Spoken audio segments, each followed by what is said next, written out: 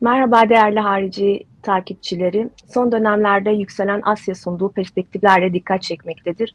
BRICS, Astana'da son Şangay zirvesi derken biz de bugün yine bu konulara mercek tutmak istedik. Bugün Hindistan'dan bir konuğum var. Uluslararası ilişkiler uzmanı KP Nayar bizlerle. Hello Mr. Nayar, thank you for joining us. Thank you for having me. I would like to ask about the Indians' foreign policy's course in the new era. For example, Bangladesh Prime Minister Sheikh Hasina was the first post-election leader who visited the country, India. Will the policy of preference neighbors continue in India? Well, it has been the Indian policy for a very long time that when a new government comes, the first outreach is to the neighboring countries. When the present Prime Minister Narendra Modi first became Prime Minister of India in 2014, for his swearing in, for his assumption of office, he called heads of state and government of all the neighboring countries, that is the SAARC, what we call the SAARC, South Asian Association for Regional Cooperation. So all the prime ministers or presidents of the SAARC countries, South Asian countries, came for his swearing in, including the Prime Minister of Pakistan, which was noted everywhere because, as you know, India and Pakistan have a hostile relationship, but even the Prime Minister of Pakistan came. So that has been the practice, and among the South Asian countries, India has the best relations with Bangladesh. That was the reason why the Prime Minister of Bangladesh came for a state visit to India soon after the Prime Minister was sworn in.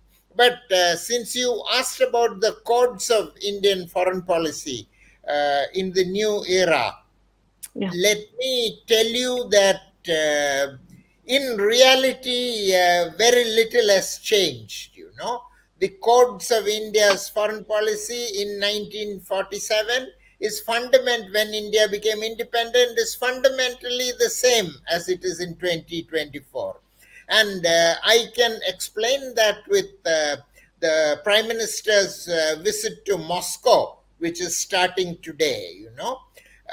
While I said that neighboring countries visit India when a new government takes place, for many decades, during Indira Gandhi's time, during Rajiv Gandhi's prime ministership, the first visit that was made by an Indian prime minister, new prime minister, has been to Moscow. And that has been the case through many decades. And that is true again today, you know. The prime minister's first bilateral visit is to Moscow. He went to Italy, but that was not a bilateral visit. It was for the G7. It was a multilateral visit. So Narendra Modi's first bilateral visit, starting today, is to Moscow, as it has been for many, many decades during the Cold War. So, I mean, that is an example of how very little has changed in Indian foreign policy. It is the same as it was before. Okay, we will talk about India and Russia's relations later. It's very main important part. I would ask about other question. President Modi modeled the new cabinet for his third term. There have been comments that current foreign minister, the appointment as foreign minister reflects Delhi's desire for continuity in its foreign policy. Do you agree with this, Mr. Nayar? Well, if I may correct you, if you don't mind, he is Prime Minister Narendra Modi. You said President. Oh, sorry. Yeah. He's Prime Minister.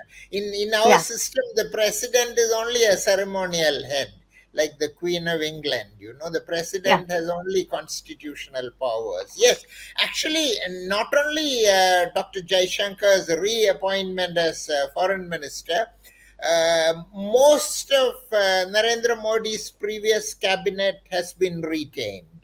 And most of the new ministers have the same charge, same portfolios, like the finance minister, defense minister, home minister, and the foreign minister, external affairs minister, Jaishankar.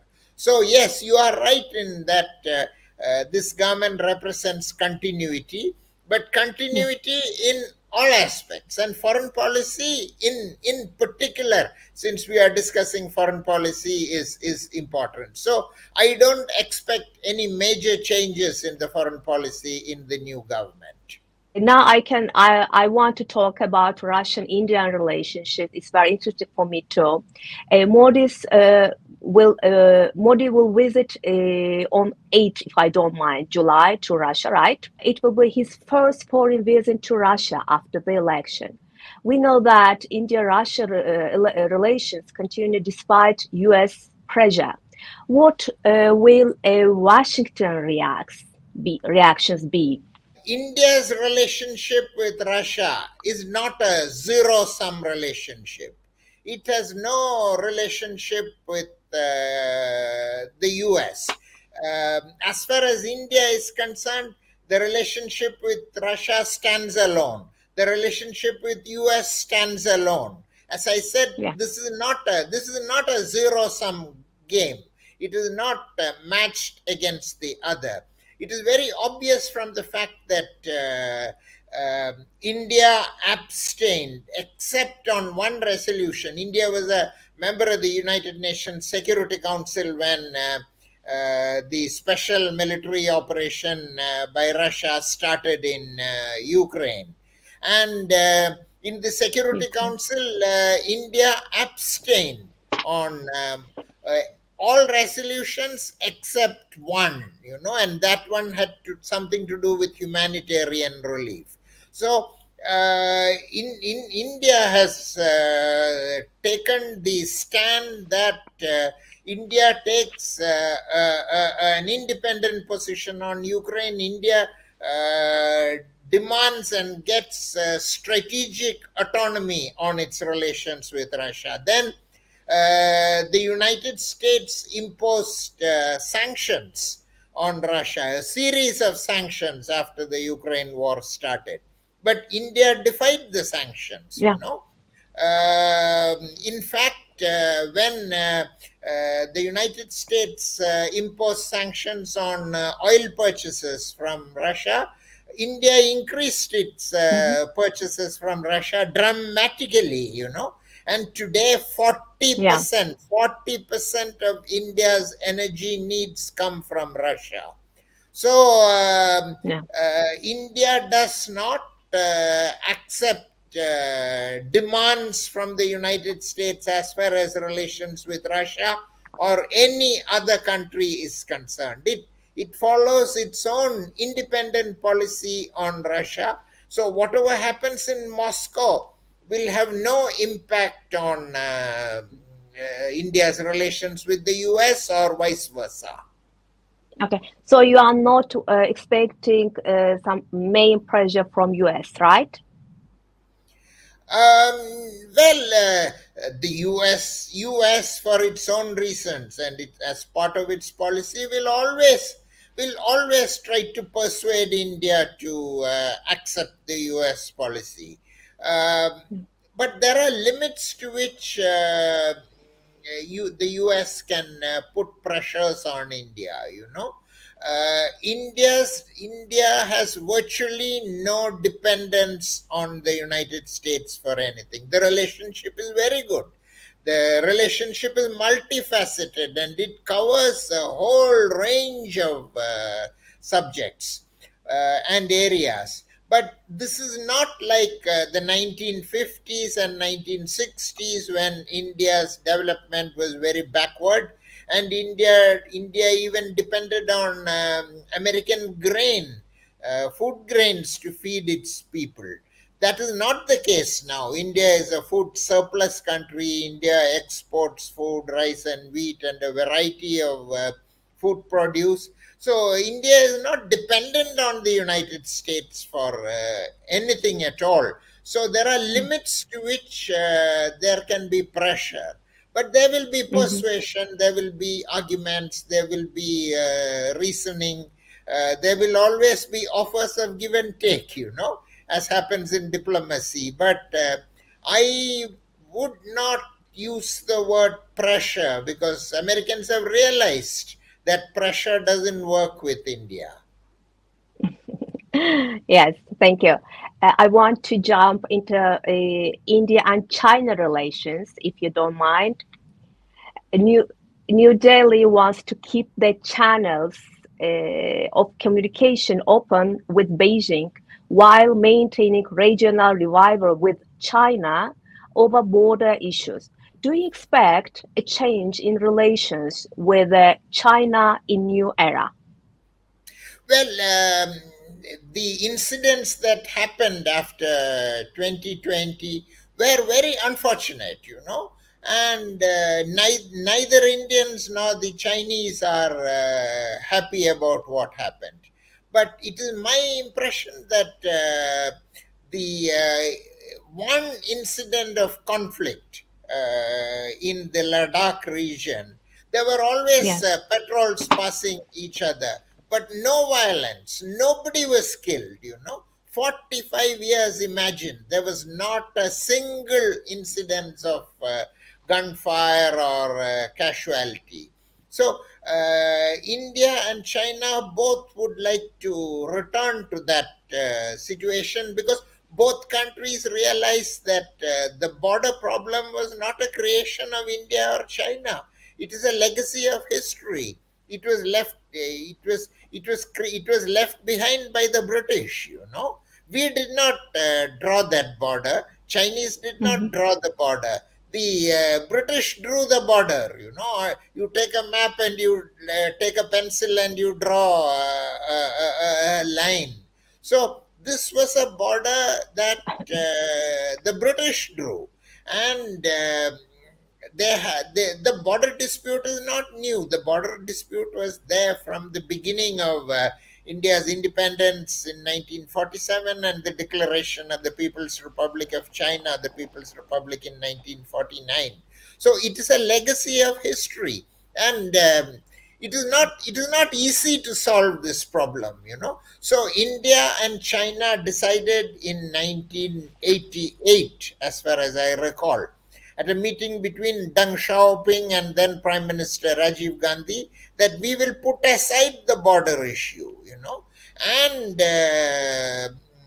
try to develop relations in other areas. That worked.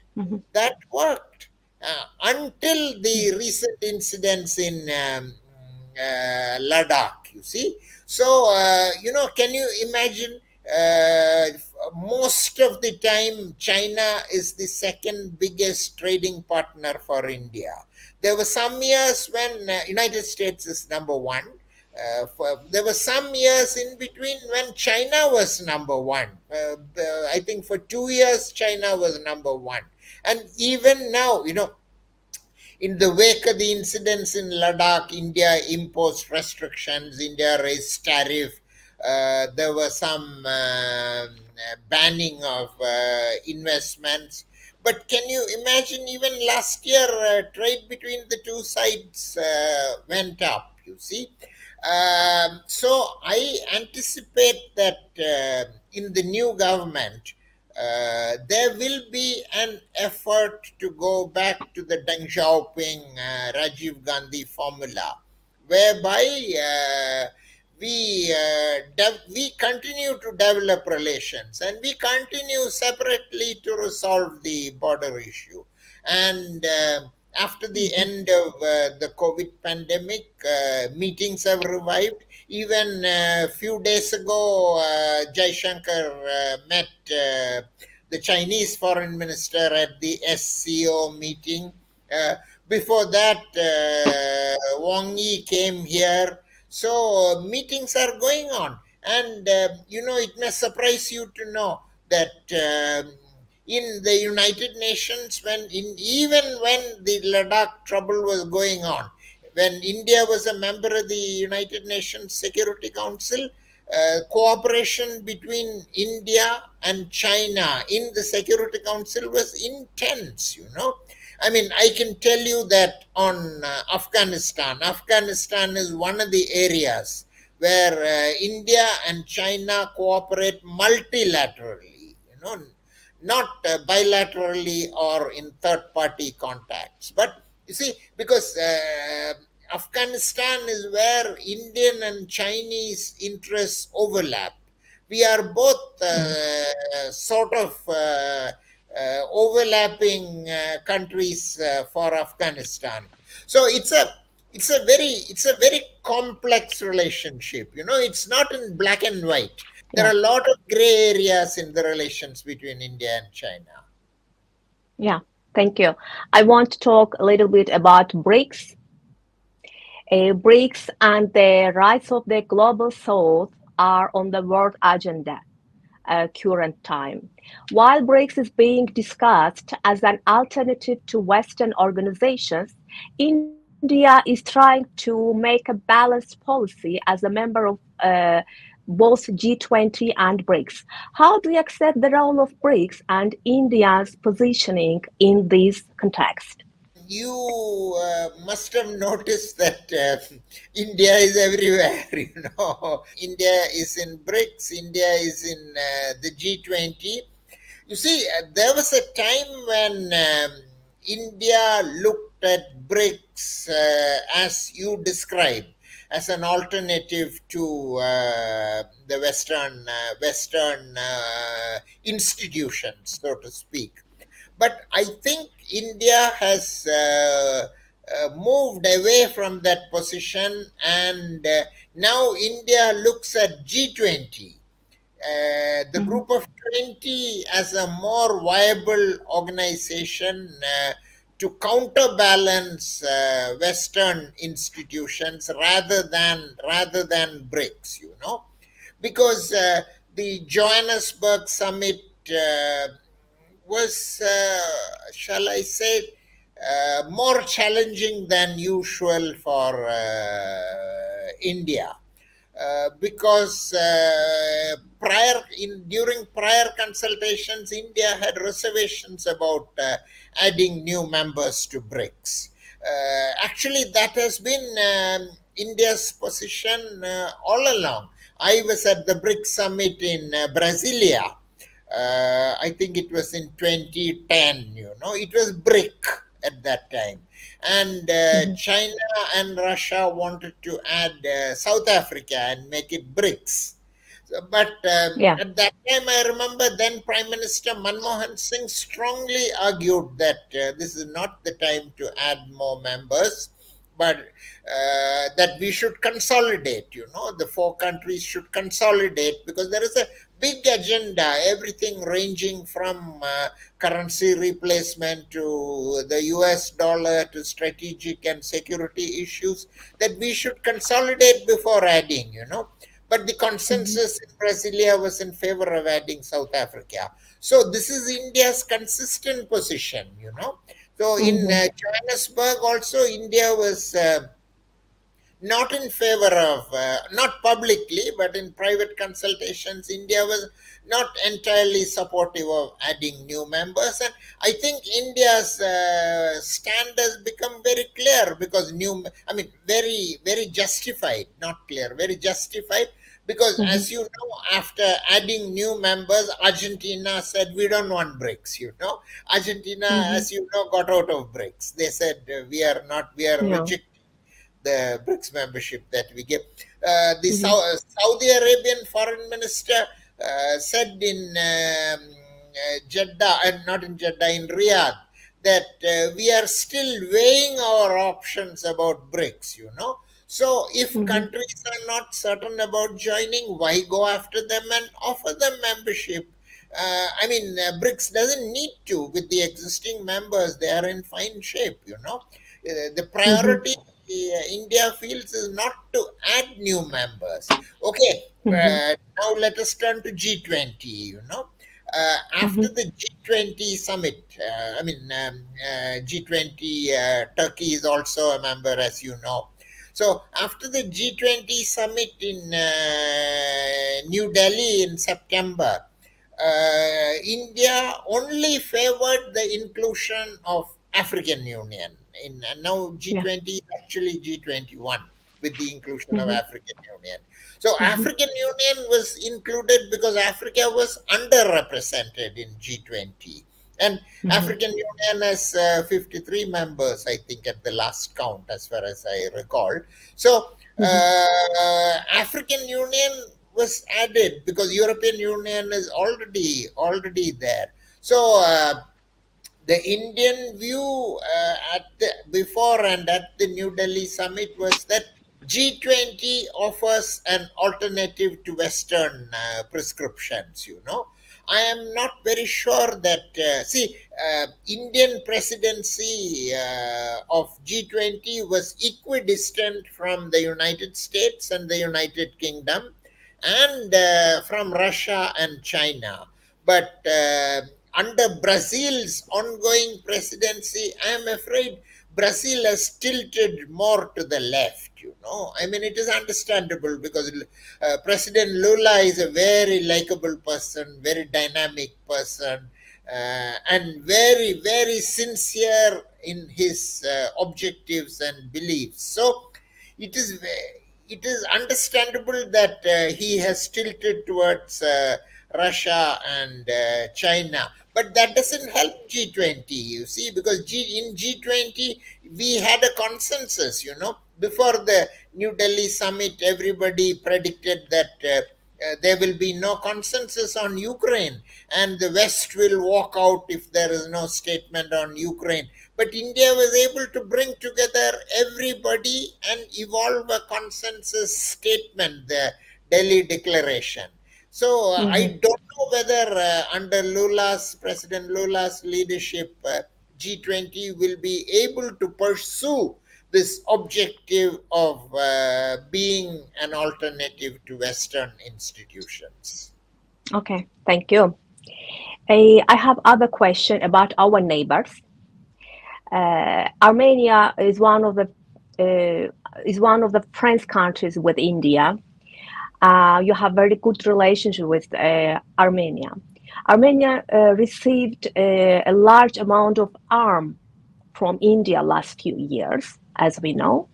And last few months ago, Armenia asked for new air defense systems from Israel, like Barak 8, but Israel refused.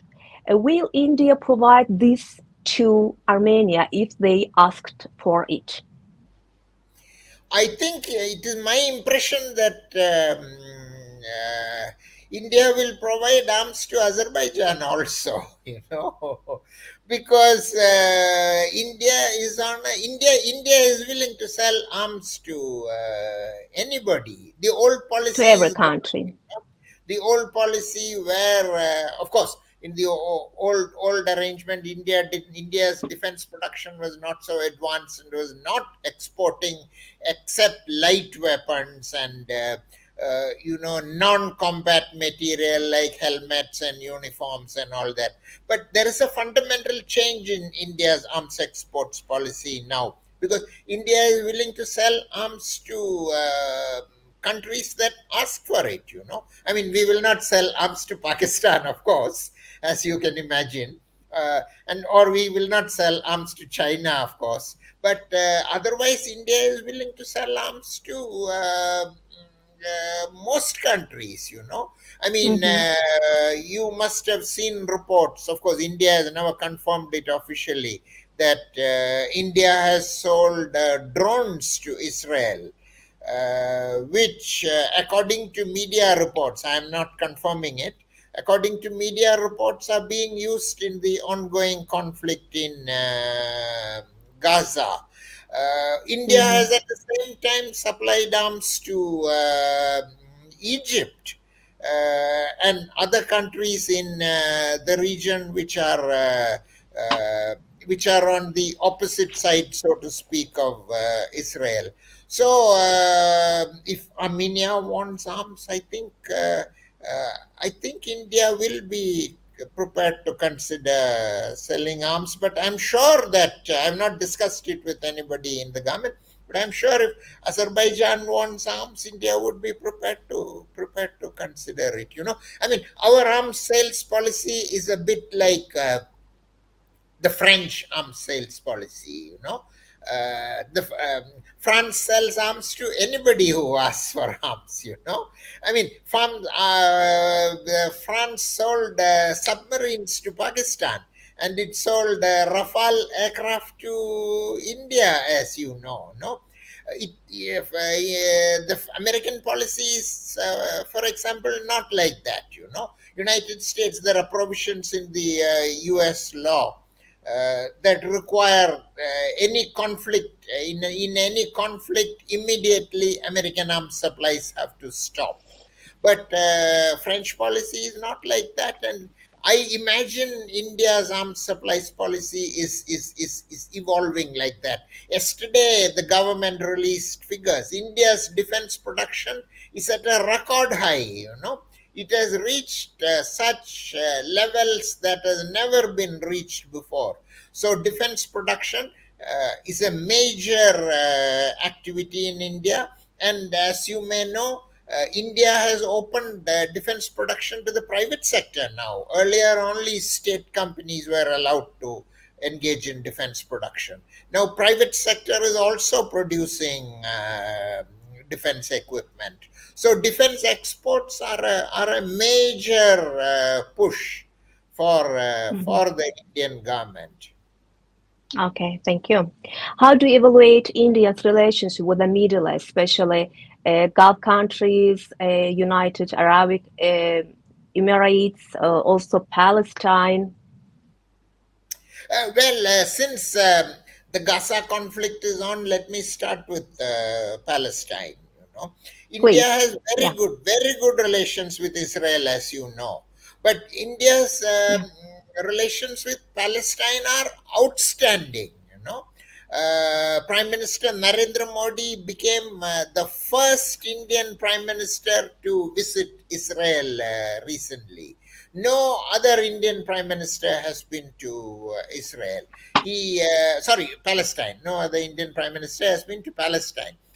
Prime Minister Modi went to Palestine, and he was given the highest honor, civilian honor, by President Mahmoud Abbas. And mind you, when the United States and Canada and some European countries cut aid to Palestine, the United Nations Relief and Works Agency for Palestine, which is the most active relief agency in Palestine, India increased its annual aid to UNRWA by 4 times, fourfold increase for aid to Palestine. So India's relations, since you asked about the Middle East, India's relations with Palestine are excellent. And as far as I know, the largest number of scholarships for foreign students given by India is to Palestine students. Our medical colleges and engineering colleges are awash with Palestine students, Then from Palestine, let's move on to the rest of the region. In the last 9 years, India's relationship with the Gulf has undergone a dramatic and drastic change. The relations were always good because it is India's extended backyard. We have millions of Indians working in the Gulf, as you must have seen if you have been to the Gulf, Indians are the biggest expatriate community in every Gulf country. But earlier the relationship was one of labor supply and oil purchases. That has transformed now. With United Arab Emirates and Saudi Arabia in particular, These countries are the anchor of India's energy security. The Abu Dhabi National Oil Company now stores its oil in underground caverns in India as strategic reserve. Saudi Arabia has also started the process of storing oil for India's strategic reserve. Then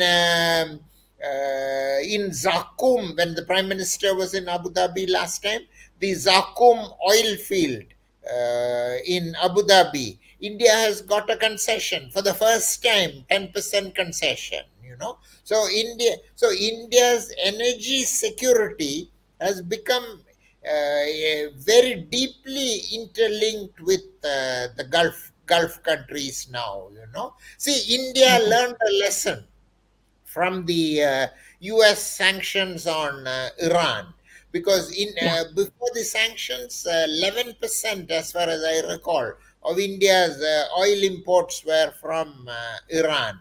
But the sanctions crippled that, and then, of course, President Donald Trump gave India, Korea, and Japan exemption from the sanctions for some time. But this showed us that there is a threat, you know. I mean, our oil supplies can... Then Venezuela, the 10% was from Venezuela. Then there were sanctions on Venezuela. So we want to ensure that our energy supply is threat-free.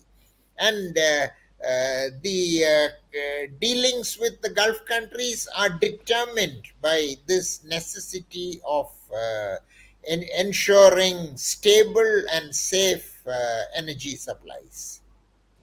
Okay, thank you very much. And our time is about to up. And my last question will be about Indian and US relations. So how will the US election reflect on New Delhi and Washington relations?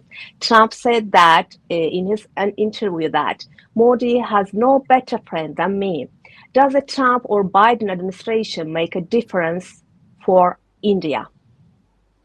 You see, India is the only country with which there is a bipartisan support in the US. You may remember that when there was a gridlock in the US Senate, when the Senate was not approving anything because of the conflict between Democrats and Republicans on Capitol Hill, the only ambassador who was approved was the US ambassador to India, Eric Garcetti.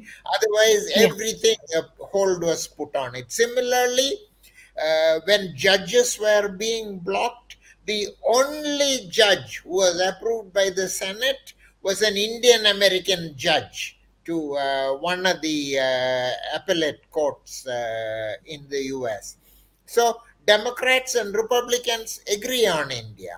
And it is one of the few countries where there is bipartisan support. So I would imagine that whether Trump is the president or Biden is the president, relations with India will not be affected. And, you know, a lot of the things happen in the US Congress. The Indian caucus in the House and the Senate, it is the biggest caucus in on Capitol Hill. At one time, the Israel caucus was the biggest. Now the Indian caucus is the biggest on Capitol Hill. And the nuclear deal that India and the US signed is proof that it is possible to do business with the US. But, you know, there will be tensions, you know. India and US and Japan have so much tension in their relationship, especially on economic issues. And if Trump becomes president, there'll be more tensions. But business will go on, you know. I mean, Trump is unpredictable, as you know. Anything can happen with Trump. But there is always a gap between what Trump says and what he does, you know. So I see, of course, last 1 year, I would say more than a year, the relationship has been on hold because India was in the middle of an election campaign. And that is over now, but the US is in the thick of its own election campaign. So until the election is over and a new president is inaugurated in January next year, I don't think there will be any major developments in the relationship. But I am anticipating that whether Biden wins or Trump wins, the relationship will go on. What do you think? Which of them has more chance, Biden or Trump? You know, as you know, in the last few days, it has been complete mess. No, I mean, after Biden's debate, the Democratic Party is at war with itself. You know, the ordinary Democrats and the rising crescendo is to replace Biden. So you have a situation where the Democrats, instead of fighting Trump, are fighting their own candidate. And Trump is also in trouble. I saw that day before yesterday, Trump disagreed with his party's platform on abortion, you know. And, you know, Trump doesn't believe in banning abortion. When he was a private citizen, he was totally in New York favoring abortion. Then he became a candidate and he decided that in order to help his candidacy among Republicans, he has to be opposed to abortion. So Trump is also caught up in his own quagmire. So it is impossible to say who has a better chance. Maybe we don't know. There may be another candidate. Democrats may have another candidate, and who knows if Trump goes to jail. We don't know whether the Republican convention will actually endorse him and whether he will be able to campaign. I mean, it's a complete mess, but for us journalists, it is great fun to watch and report these. Okay. Thank you very much, Mr. Nayar. Thank you for your time. It was really very interesting. I also enjoyed our conversation. And yes, me too. I enjoyed too. Thank you. Thank you. Take care.